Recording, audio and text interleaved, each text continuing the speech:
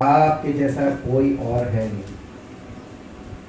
आप ही आदर के योग्य हैं, आप ही महिमा के योग्य हैं, क्योंकि आपकी महिमा दिखाई देती है और आपकी सामर्थ्य काम करती है और आपकी तसल्ली हमें धीरज रखने के लिए प्रेरित करती है। आपका प्रेम हमारे जीवन में हमें स्थिरता देता है और आपका वचन हमारे जीवन का बल है। हे परमपिता परमेश्वर, आपका कोटि कोटि धन्यवाद। जितना करें कम है, धन्यवाद बढ़ता जाता है, प्रतिदिन धन्यवाद बढ़ता है। ये इस बात का प्रमाण है कि आप प्रतिदिन अपनी करुणा हम पर बनाए रखते हैं और आपकी करुणा प्रतिभोर हमारे जीवन में नहीं होती है। आपकी महिमा को धन्यवाद करते, इस प्रार्थना को आपके इकलौते प्रभु यीशु मसीह के नाम से आमीन। परमेश्वर का धन्यवाद करते हैं और आज आपके साथ आगे चलेंगे और मेरे साथ एक पद निकालेंगे जो आपको मिलेगा भजन संहिता उसका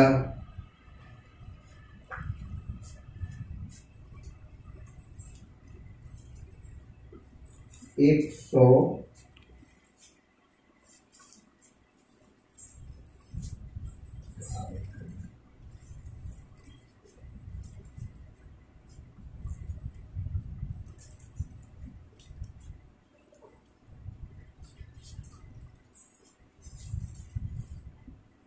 107 अध्याय का 10 पद पढ़ेंगे।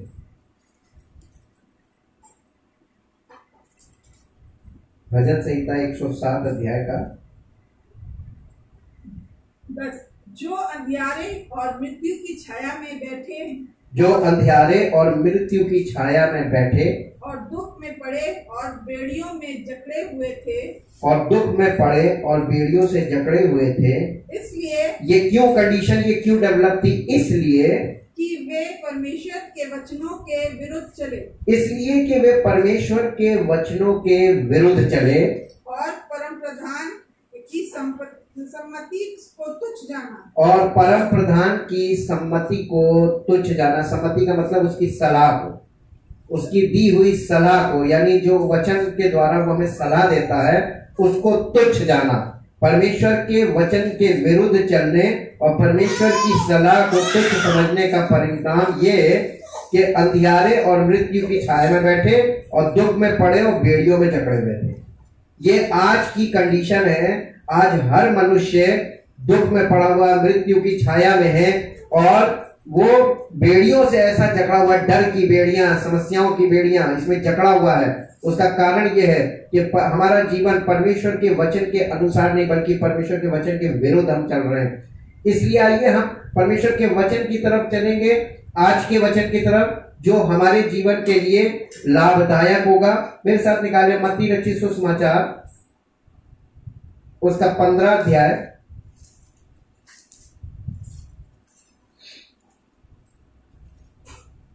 वचन सुनने से आपको कभी भी लाभ नहीं होगा अगर आप वचन को सुनकर समझ नहीं पाते हैं, ग्रहण नहीं करते। समझने के बाद उसे ग्रहण करना है और फिर उसको अपने जीवन में लागू करना है, यानी उस पर अमल करना है, तब आपके जीवन में रिजल्ट आएगा। केवल सुनने से कुछ नहीं होगा।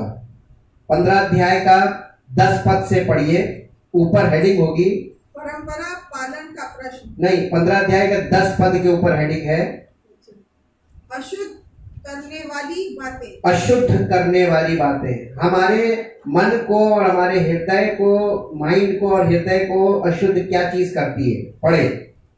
तब उसने लोगों को अपने पास बुलाकर उनसे कहा, तब उसने यानी यीशु मसीह ने लोगों को अपने पास बुलाकर उनसे कहा, सुनो और समझो, सुनो और समझो, सुनो और समझो। जी। जो मुंह में जाता है, जो मुंह में जाता है वह मनुष्य को अशुद्ध नहीं करता, वो मनुष्य को अशुद्ध नहीं करता। हम लोग कई बार भोजन में बहुत ज्यादा परहेज करते हैं, नहीं नहीं ये नहीं खाएंगे, ये नहीं खाएंगे, इससे हम अशुद्ध हो जाएंगे। नहीं, भोजन मनुष्य को अशुद्ध नहीं करता, परंतु जो मुंह से निकलता है परंतु जो मनुष्य के मुंह से निकलता है वही मनुष्य को अशुद्ध करता है। वही मनुष्य को अशुद्ध करता है। मुंह से क्या निकलता है, आगे पढ़िए। तब चेलों ने आकर उससे कहा, तब चेलों ने आकर उससे कहा, क्या तू जानता है क्या तू जानता है कि फरीसियों ने ये वचन सुनकर ठोकर खाई? कि फरीसियों ने ये वचन सुनकर ठोकर खाई। फरीसियों को ये बात सुनकर क्यों बुरा लगा? ठोकर खाने का मतलब उनको चोट लगी, उनको बुरा लगा। क्यों? आगे उसने उत्तर दिया, यीशु मसीह ने उत्तर दिया, हर पौधा जो मेरे स्वर्गीय पिता ने नहीं लगाया, हर पौधा जो मेरे स्वर्गीय पिता ने नहीं लगाया उखाड़ा जाएगा। उखाड़ा जाएगा। उनको जाने दो, उनको जाने दो, वे अंधे मार्गदर्शक हैं। वे अंधे मार्गदर्शक हैं। जी। और अंधा यदि अंधे को मार्ग दिखाए, और अंधा यदि अंधे को मार्ग दिखाए तो दोनों गड्ढे में गिर दोनों ही गड्ढे में गिरेंगे। आगे की तो बात ही उसने नहीं की, क्योंकि गिर जाएंगे, क्योंकि उसने पहले ही कह दिया कि वो पिता के लोग नहीं है, वो मेरे परमेश्वर के लोग नहीं, मेरे पिता के लोग नहीं है, इसलिए उनके लिए गड्ढा है। जी। यह सुनकर पतरस ने उससे कहा, ये सुनकर पतरस ने उससे कहा, यह दृष्टांत हमें समझा दे। पतरस को इसमें इंटरेस्ट क्यों आया कि ये दृष्टांत हमें समझा दे? जो मुंह से निकलता है वो मनुष्य को अशुद्ध करता है।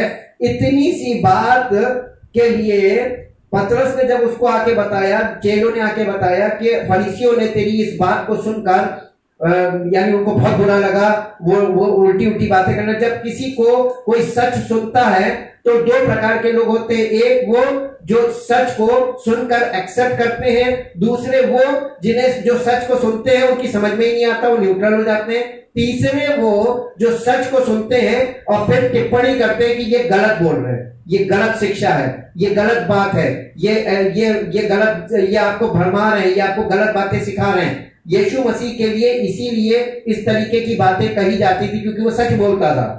ये वाली बात कि जो कुछ मनुष्य के मुंह से निकलता है वही मनुष्य को अशुद्ध करता है, ये एक लाइन को समझने के लिए लोग सुनकर चले गए, लोगों को कोई मतलब नहीं, चलो ठीक है उसने कह दिया, उन्होंने सुन लिया, क्योंकि उनके माइंड डल थे, उनके मनों में ये चीजें क्वेश्चन नहीं उठते थे।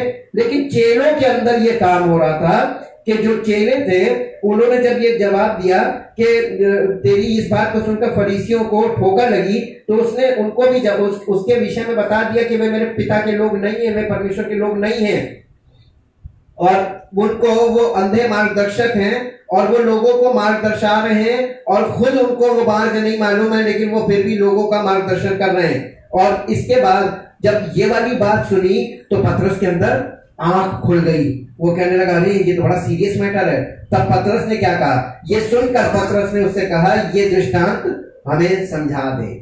तब उसने कहा, क्या?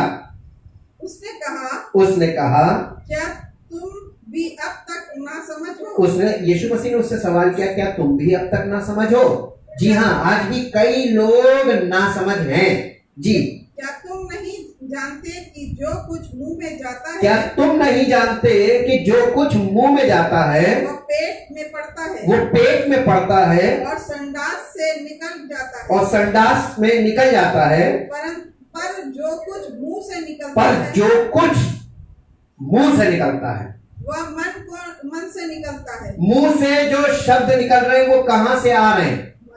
मन से आ रहे हैं। जो कुछ मन से निकलता है, मुंह से निकलता है, वो मन से आता है और वही मनुष्य को अशुद्ध करता और है। वही मनुष्य को अशुद्ध करता है। जी। क्योंकि बुरे विचार, हत्या, पर स्त्री गमन, व्यभिचार, चोरी, झूठी गवाही और निंदा मन ही से निकलती है। यही है जो मनुष्य को अशुद्ध करती है। परंतु हाथ बिना धोए भोजन करना मनुष्य को अशुद्ध नहीं करता। परंतु हाथ बिना धोए भोजन करना मनुष्य को अशुद्ध नहीं करता। इसका मतलब ये नहीं कि हाथ बिना धोए भोजन, यहाँ पे सेरेमोनियल क्लेंजिंग की बात हो रही है कि वो परंपरागत हाथ धोने के तरीके की बात हो रही है, वो रिलीजियसली हाथ धोना, यानी धार्मिक चीजों, धार्मिक प्रक्रिया के अंतर्गत कुछ करना, एक प्रकार का हाथ धोना था। ये एक अलग वो चीज विषय है। लेकिन इसमें जो असली बात हमको यहाँ पे मिलती है वो ये है कि हम लोग रिलीजियस परंपराओं पे बहुत ज्यादा फोकस करते हैं, लेकिन जो मेन चीज है, अशुद्धता हमारे अंदर भरी हुई है, मन में विचार भरे हुए, वो सब अशुद्ध हैं और वहां पर किसी का ध्यान नहीं है। हम धर्म की बड़ी बड़ी बातें करने वाले लोग बन गए हैं और हम इतने बड़े बड़े लोगों को उपदेश देते हैं, लेकिन हमारे मुंह से क्या निकल रहा है कभी आपको मालूम है? क्या आपके मुंह से जो निकलता है वही अशुद्ध करता है? आगे इसको एक जगह और चलिए, मेरे साथ निकालिए मरकुस रचित सुसमाचार, वहां पे थोड़ा और अच्छा डिस्क्रिप्शन है। 7 अध्याय का 14 पद से, मनुष्य को अशुद्ध करने वाली बातें। जी। तब उसने लोगों को अपने पास बुलाकर उनसे कहा, तब यीशु मसीह ने लोगों को अपने पास बुलाकर उनसे कहा, तुम सब मेरी बातें सुनो, तुम सब मेरी सुनो और समझो। यीशु मसीह कभी भी केवल सुनने पर यानी वजन नहीं करता था, सुनो और समझो। जी। ऐसी कोई वस्तु नहीं जो मनुष्य में बाहर से समाकर उसे अशुद्ध करे, परंतु जो वस्तु मनुष्य के भीतर से निकलती है, परंतु जो वस्तुएं मनुष्य के भीतर से निकलती हैं वे ही उसे अशुद्ध करती हैं। यदि किसी के सुनने के कान हो तो सुन ले। यदि किसी के सुनने के कान हो तो सुन ले। जी। जब वह भीड़ के पास से घर में गया तो उसके चेलों ने इस दृष्टांत के विषय में उससे पूछा। उसने उनसे कहा, क्या तुम भी ऐसे ना समझ हो? क्या तुम नहीं समझते कि जो वस्तु बाहर से मनुष्य के भीतर जाती है वह उसे अशुद्ध नहीं कर सकती। जो वस्तु बाहर से मनुष्य के भीतर जाती है वो उसे अशुद्ध नहीं कर सकती, क्योंकि वो उसके मन में नहीं परंतु पेट में जाती है और संडास में निकल जाती है। ये कहकर उसने सब भोजन वस्तुओं को शुद्ध ठहराया। यीशु मसीह ने ये कहकर सब भोजन वस्तुओं को शुद्ध ठहराया। जी। फिर उसने कहा, जो मनुष्य में से निकलता है वही मनुष्य को अशुद्ध करता है, क्योंकि भीतर से अर्थात मनुष्य के मन से बुरे विचार, व्यभिचार, चोरी, हत्या, पर स्त्री गमन, लोभ, दुष्टता, छल, लुचपन, कुदृष्टि, निंदा, अभिमान और मूर्खता निकलती है। ये सब बुरी बातें भीतर ही से निकलती हैं और मनुष्य को अशुद्ध करती हैं। अब सवाल ये उठता है कि इस पूरी लिस्ट को आपके पास नए नियम में है, मरकुस 7 अध्याय में, इसको खोल के पढ़िए और एक चीज देखिए कि क्या चीज है जो आप में से नहीं निकल रही। उसको जांचिए अपने आप को, ये आईना है, इसमें देखिए कि ऐसी कौन सी चीज है जो हमारे मन से नहीं निकलती है, और अगर निकल रही है तो इसका मतलब यह है कि आपको प्रभु यीशु मसीह की और पवित्र आत्मा की जरूरत है। आवश्यकता समझिए, चेलों को जब आवश्यकता होती थी कि ये वाली चीज समझने लायक है और अगर ये चीज हम समझ जाएंगे तो इससे हमारा लाभ हो जाएगा, तो चेले यीशु मसीह से पूछते थे। हम इसीलिए आपसे कहते हैं, आप हमसे पूछिए, हमसे बात कीजिए। बिना पूछे आपको हवा में कुछ पता नहीं चलेगा। अब आप ये देखिए कि अभी तक लोग कैसे जी रहे हैं। आत्मिक जीवन कोई नहीं जीता, सब धार्मिक जीवन में। और धार्मिक जीवन की बारे में नए नियम में क्या लिखा हुआ है, आप इसी 7 अध्याय के 6 पद से पढ़िए। उसने उनसे कहा, यशायाह ने तुम कपटियों के विषय में बहुत ठीक भविष्यवाणी की। यीशु मसीह ने उनसे कहा, यशाया ने तुम कपटियों के विषय में बहुत ठीक भविष्यवाणी की, जैसा लिखा है, ये लोग होठों से तो मेरा आदर करते हैं, पर उनका मन मुझसे दूर रहता है। पर उनका मन मुझसे दूर रहता है। ये व्यर्थ मेरी उपासना करते हैं, क्योंकि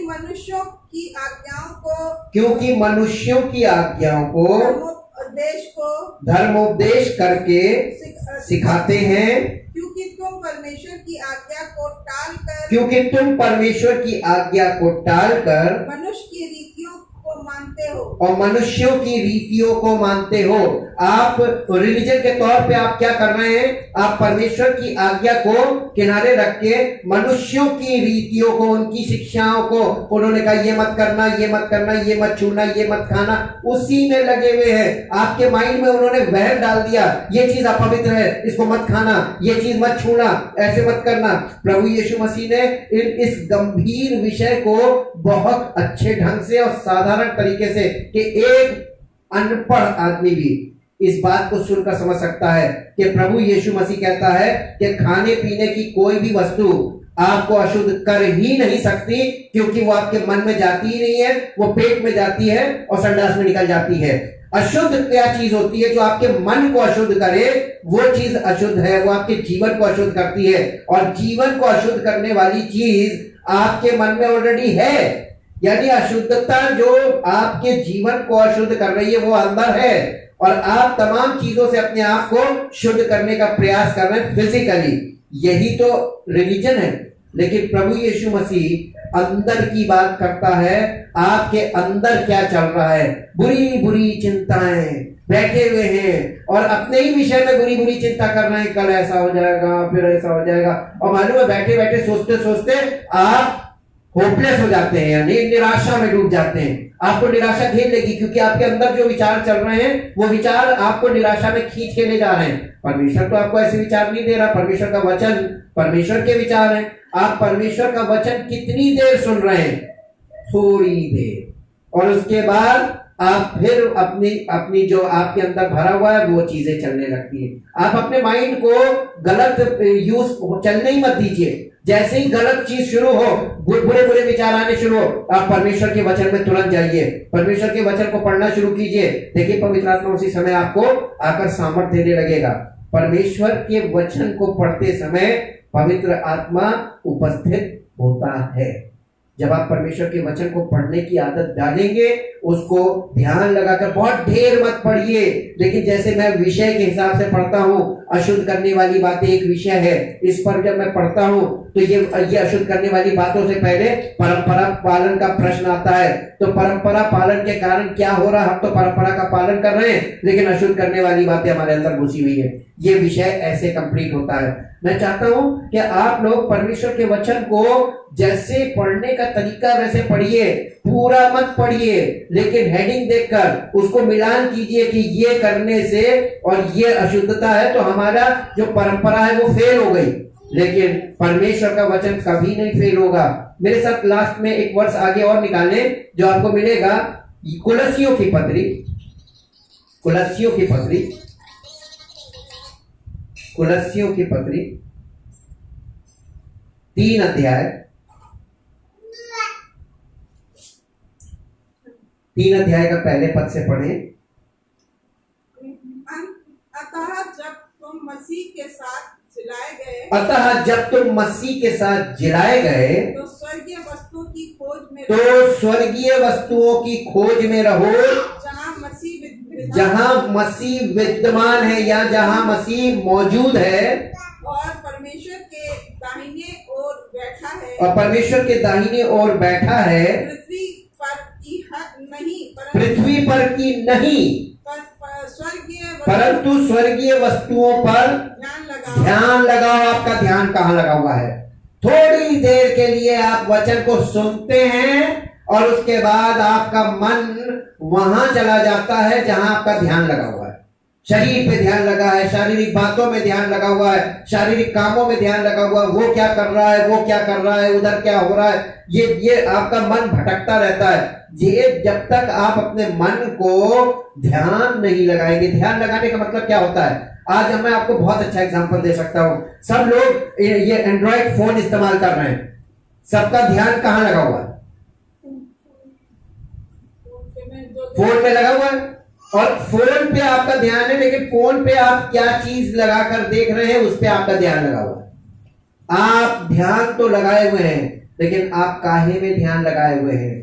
यहां पे सवाल उठता है। परमेश्वर हिसाब जब करेगा, जब न्याय करेगा, तो आपसे एक एक चीज का हिसाब लेगा, क्योंकि आप जो कर रहे हैं वो देख रहा है। उसके सामने आप कुछ बहाना नहीं चलेगा।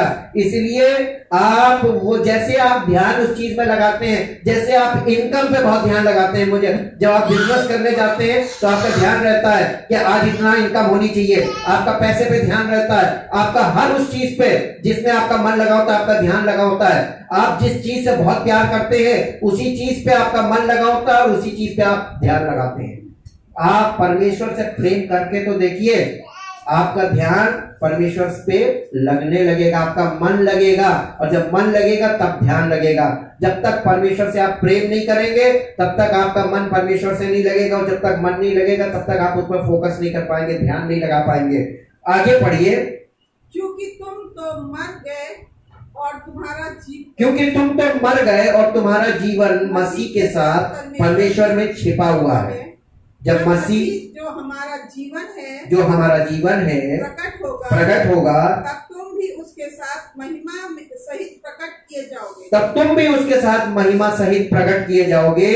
5वें पद से, पुराना जीवन और नया जीवन। अब 2 जीवन आ गए यहाँ पर, हमारा पुराना जीवन और फिर हमारा जीवन पवित्र आत्मा के द्वारा, परमेश्वर के वचन के द्वारा पवित्र आत्मा नया करता है। जी आगे। इसलिए अपने उन अंगों को मार डालो, इसलिए अपने उन अंगों को मार डालो जो पृथ्वी पर है, अर्थात व्याभिचार, अशुद्धता, दुष्ट कामना, बुरी लालसा और लोभ को जो मूर्ति पूजा के बराबर है। इन्हीं के कारण परमेश्वर का प्रकोप आज्ञा न मानने वालों पर पड़ता है। और तुम भी जो जब इन बुराइयों में जीवन बिताते थे, तो इन्हीं के अनुसार चलते थे। पर अब ये दूसरा जीवन, हमारे जीवन में एक दूसरा जीवन शुरू होना चाहिए। कहीं तो अपनी चीजों को, गलत चीजों को आप रोकेंगे, पर अब तुम भी इन सब को अर्थात तुम भी इन सब को अर्थात क्रोध, रोष, बैर भाव, निंदा और मुंह से गालियां बकना, ये सब बातें छोड़ दो। एक दूसरे से झूठ मत बोलो, क्योंकि तुमने पुराने मनुष्यत्व को उसके कामों समेत उतार डाला है। क्योंकि तुमने पुराने मनुष्यत्व को उसके कामों समेत उतार डाला है, और नए मनुष्यत्व को पहन लिया है, जो अपने सृजनहार के स्वरूप के अनुसार ज्ञान प्राप्त करने के लिए नया बनता जाता है। और नए मनुष्यत्व को पहन लिया है, जो अपने सृजनहार के स्वरूप के अनुसार ज्ञान प्राप्त करने के लिए नया बनता जाता है। उसमें ना तो यूनानी रहा, और ना यहूदी, ना खतना रहित, ना जंगली, स्कूती, न दास, न स्वतंत्र, केवल मसीह सब कुछ और सब में है। परमेश्वर का धन्यवाद करते जाइए। उसके पवित्र आत्मा जब हमको गाइड कर रहा है कि कुछ पार्ट हमारा है कि जब तक हम कुछ चीजें छोड़ने को तैयार नहीं होंगे तो पवित्र आत्मा हमारे जीवन में परमेश्वर की आत्मिक बातें स्थापित करने कैसे कर पाएगा। जब तक आप अपने अंदर से वो चीजों को निकालने को तैयार नहीं होंगे जो पहले से बैठी हुई हैं, सब प्रकार के गंदे विचार, सब प्रकार की लालच, सब प्रकार की बुरी विचार, सब प्रकार का बैर भाव, झगड़ा, सब प्रकार का मन मुटाव, इससे नफरत, उससे नफरत, इससे, ये चीजें जब तक आपके अंदर हृदय में है, आपके माइंड में है, तब तक पवित्र आत्मा और परमेश्वर का वचन आपके हृदय में जगह नहीं पाएगा। आपको मालूम है, कल मैंने जबान के विषय में इसीलिए बताया था, ये जबान जो है, जबान से वही निकल रहा है जो अंदर भरा हुआ है। आपके मुंह से जो बातें निकलती हैं, ये आपके अंदर क्या भरा है उसका भेद खोलती हैं। आपके मोबाइल में जो कुछ भी आप फीड करते हैं, जब मोबाइल खोला जाएगा तो मोबाइल के अंदर से वही सब मिलेगा जो आपके मोबाइल में भरा हुआ है। ऐसे ही आपके जीवन में, आपके माइंड में जो कुछ भरा हुआ है, जब तक आपके माइंड से जब आप बोलते हैं वही निकलता है। इसका मतलब कि आपके माइंड को फॉर्मेट की जरूरत है। जब तक आप फॉर्मेट नहीं मारेंगे तब तक आप परमेश्वर के सत्य को और पवित्र आत्मा की बातों को न समझ पाएंगे, न एक्सेप्ट कर पाएंगे और ना उसको फॉलो कर पाएंगे। इसीलिए अब ये समय परमेश्वर ने हमको दिया है, ये बिल्कुल हमको फ्री कर दिया है ताकि हम परमेश्वर की उपस्थिति में बैठकर इस काम को करें। ये व्यक्तिगत कार्य है, ये सामूहिक कार्य नहीं था, इसीलिए इसको सामूहिक नहीं किया जाना था। इसलिए परमेश्वर एक ऐसे समय को उसने पैदा किया कि हर व्यक्ति व्यक्तिगत तौर पर परमेश्वर की उपस्थिति में बैठकर अपने माइंड में फॉर्मेट मारे और वो तमाम सब चीजें जो उसके अंदर बैठी हुई हैं, वो परंपरागत की बातें भी हो सकती हैं, वो तमाम ऐसी गंदी बातें हो सकती है, शारीरिक बातें, सांसारिक बातें, और उन चीजों को आप फॉर्मेट मार के निकालिए, वो सेव है आपके अंदर। वो फाइल अंदर अपने आप खुलने लगती है। जब आप कहीं कुछ देखते हैं, आपके अंदर फाइल खुल जाती है और वो एप्लीकेशन काम करने लगता है। जब तक आप फॉर्मेट नहीं मारेंगे, जब तक आप उसको पूरी तरीके से नहीं निकाल देंगे, तब तक आपके अंदर वो चीज रहेगी। और जब तक आपके अंदर वो चीज रहेगी, आप पवित्र आत्मा आपको अंदर से नया कैसे बनाएगा। जब आप डॉक्टर के पास जाते हैं, डॉक्टर आपका इलाज कैसे करेगा जब आप डॉक्टर को कोऑपरेट नहीं करेंगे।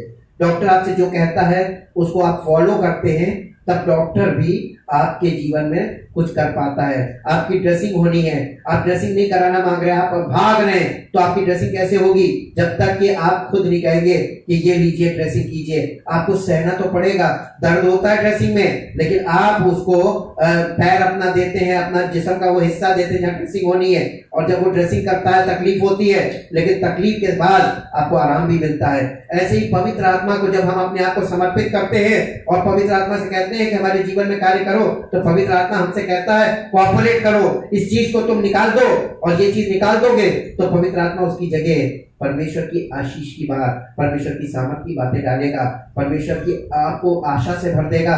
निराशा बार बार क्यों आ रही है? क्योंकि आपके अंदर बुरे विचार चल रहे हैं। वो विचार आपको ले जाते हैं, निराशा में ले जाते हैं, और आपको निराशा में ले जाके खड़ा कर देते हैं।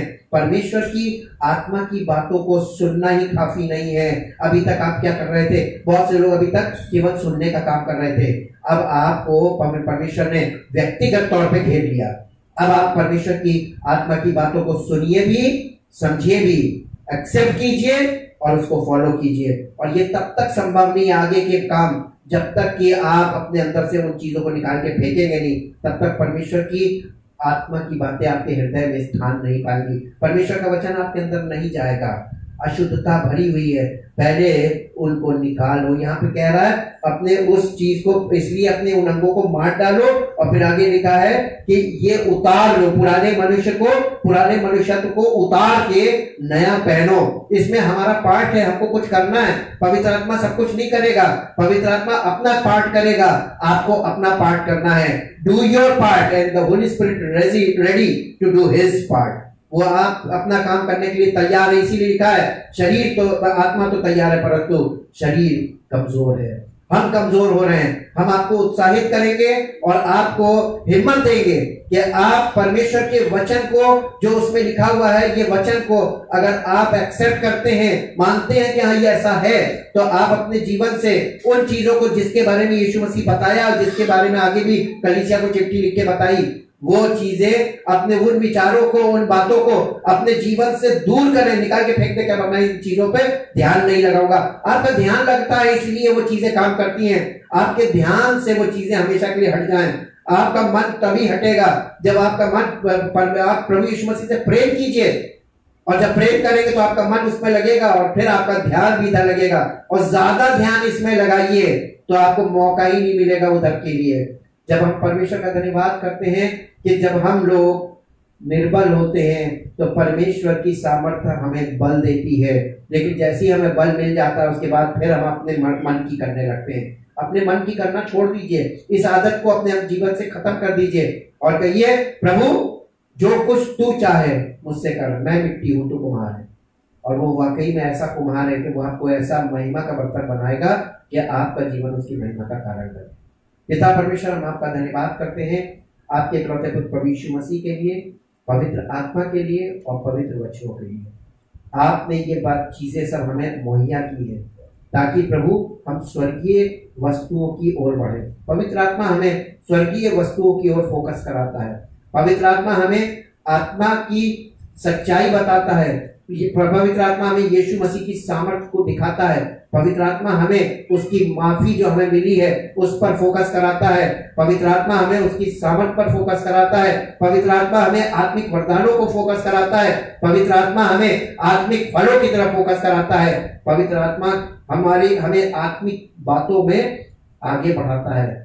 हम धन्यवाद करते हैं पिता परमेश्वर, और धन्यवाद के साथ सब लोगों को आपकी शरण में लाते हैं। जो व्यक्ति ध्यान से आपके वचन में फोकस करता है, मन लगाता है और पूरा ध्यान लगाता है, पवित्र आत्मा की सामर्थ्य उसके जीवन में प्रकट हो और अद्भुत आश्चर्य का हो आपकी महिमा। यीशु मसीह के नाम से आमीन।